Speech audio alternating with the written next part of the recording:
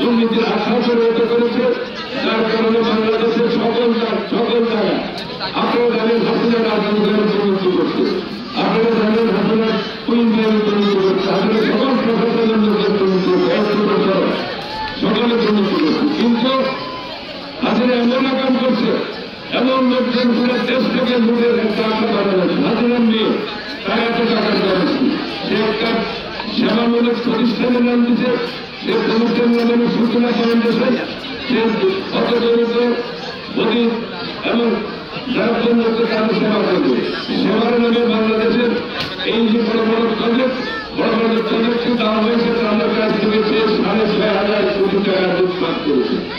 Toilet কোথায় কোন জায়গায় এই টাকাগুলো ব্যয় হয়েছে এদেশের মানুষ জানে না। ওইদেরকে ব্যবসায়িক সুবিধা হিসেবে ফেলেন, তারা ব্যাংকের টাকা লুটপাট করেছে, আর একটা অংশ হাসিনা দিচ্ছে, একটা অংশ তার মেয়েকে, একটা অংশ তার বোনকে দিয়ে এবং বাংলাদেশকে আজকে লুটপাটে আলোচিত করেছে। আল্লাহ কি রহমত আপনারা দেখেছেন। এদেশের জনগণের ক্ষমতার সাথে জনগণ গণতন্ত্রের মধ্যে দিয়ে হাসিনা পালন দিয়েছে। হাসিনা চন্ডিগড়া সবই আজকে পথে রয়েছে। আর তাদের সমস্ত চোর বাচ্চাই যারা বিভিন্ন শিক্ষা প্রতিষ্ঠান জনগণের দস্যু করে দখল করে এইভাবে অত্যাচার নির্যাতন করে লুটপাট করেছে।